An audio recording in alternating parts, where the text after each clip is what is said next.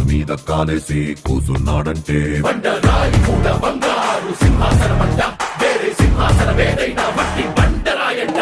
ఆడు చేతిలోన సీఏసి మాటిచ్చాడంటే తుపాకిలోచి తూట దూసుకెళ్ళినట్టే, ఆ తూటలాగే మాట కూడా వెనక్కి రానట్టే. వాడు నీకు గొప్పేం కాదు, వీడు నీకు ఎక్కువ కాదు, నీకు నువ్వే